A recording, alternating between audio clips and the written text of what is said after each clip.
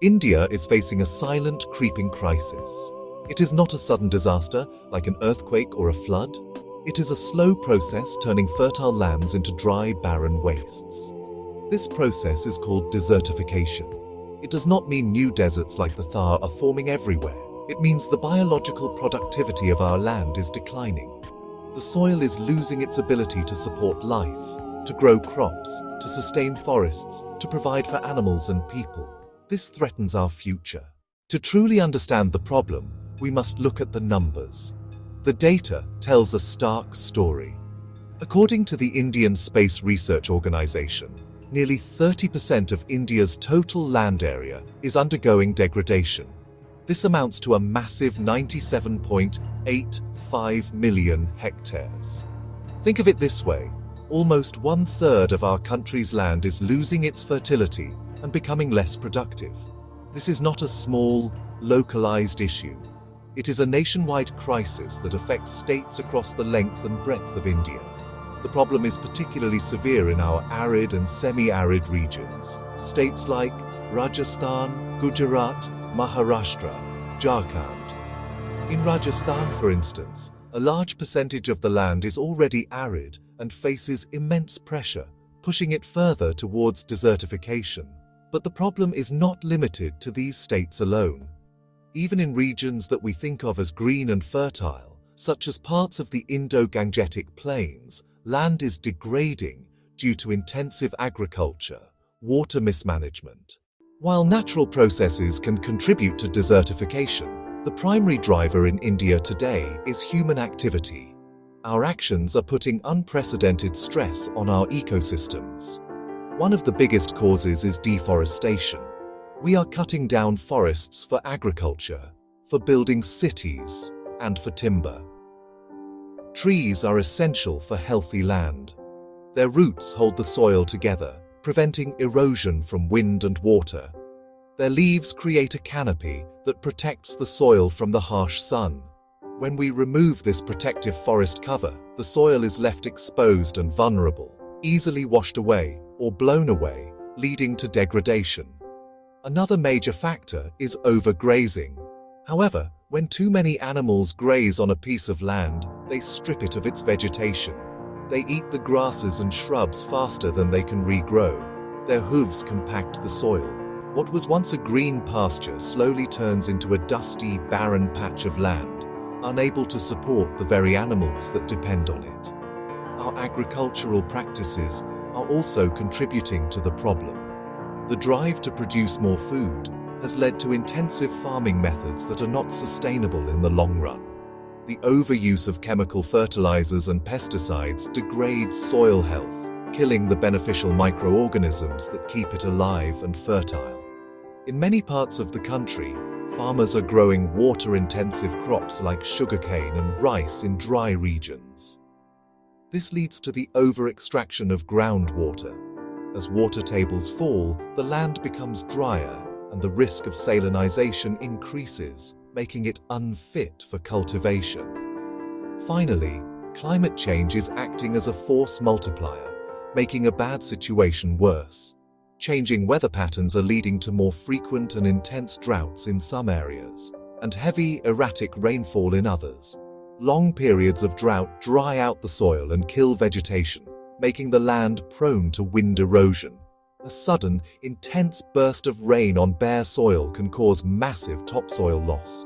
Climate change is disrupting the natural balance, accelerating land degradation, and making it much harder to cope with existing pressures. The consequences of desertification are far-reaching.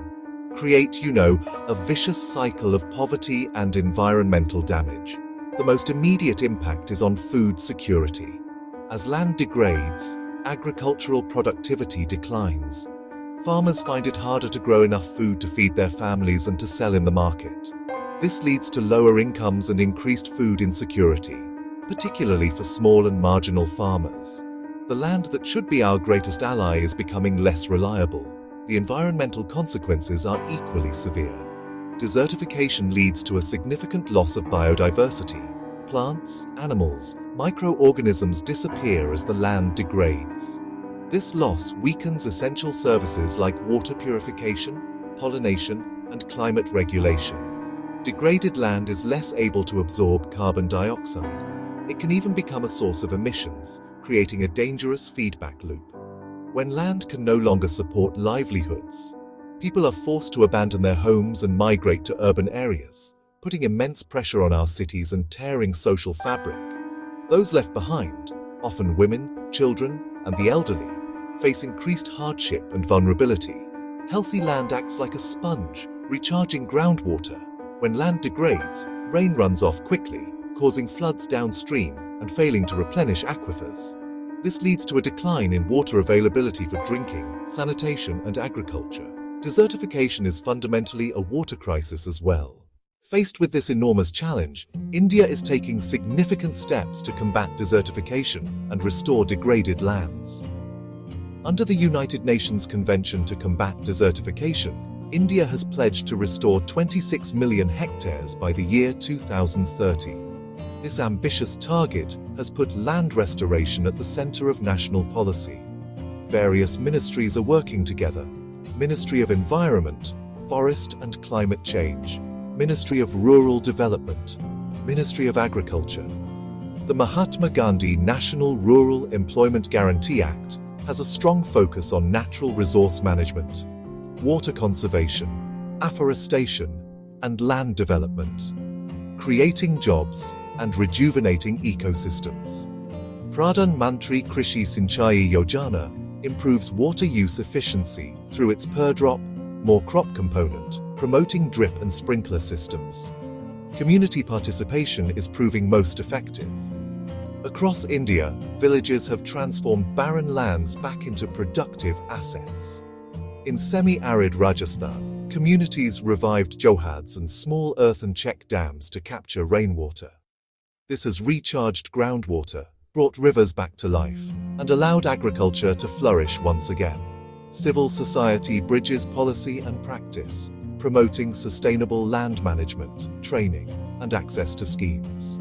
Innovations like agroforestry and regenerative agriculture rebuild soil health and create scalable models.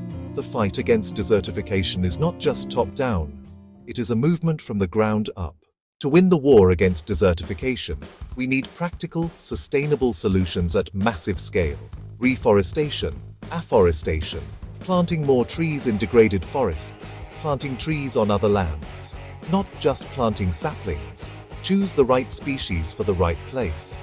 Plant native, local species adapted to climate and soil. Move beyond monocultures. Create diverse, multi-layered forests. Improve farming practices. Shift from input-intensive to regenerative nature-based farming. Organic farming. Avoid chemical fertilizers and pesticides. Zero-budget natural farming. Use locally available resources to build soil fertility. Agroforestry. Trees on farm boundaries. Trees provide fruit, fodder and fuel, create microclimate and improve soil health. These practices make farming more resilient. Water conservation matters. Manage every drop wisely. Revive traditional water harvesting. Build and maintain check dams, percolation tanks, farm ponds. Capture rainwater where it falls. Let water seep into the ground and recharge aquifers. Promote water-efficient irrigation. Stop flood irrigation. Use drip irrigation. Use sprinkler systems. Save huge amounts of water and deliver it directly to roots. Manage grazing lands better. Rotational grazing lets vegetation recover. Develop fodder banks. Cultivate high-quality fodder grasses. Reduce pressure on community grazing lands.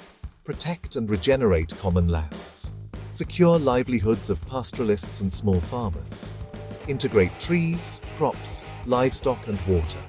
A holistic approach is the only way forward. The challenge of desertification in India is immense, but it is not insurmountable. The future of our land is not yet written in stone. We stand at a critical juncture. Our actions today will determine the health of our environment and the well-being of generations to come. Community-led restoration stories from across India give us hope. They show land degradation can be reversed. They prove that with determination, collective action, and the right knowledge, we can bring barren lands back to life. Success will depend on our ability to work together. It requires strong partnerships across stakeholders. Governments must create enabling policies and provide support. Scientists must provide knowledge and solutions. Civil society must mobilize communities. Every one of us has a role. Choose sustainably grown food, participate in conservation, plant trees, be mindful of water use, raise your voice, educate yourself and others. Envision India with healthy lands, freely flowing rivers, and prosperous communities, sustainable agriculture, rich biodiversity, and people living in harmony with nature. Invest in our natural capital, our soil, our water, our forests. By healing our land, we are investing in our survival and building a secure, prosperous, equitable future for all. The time to act is now.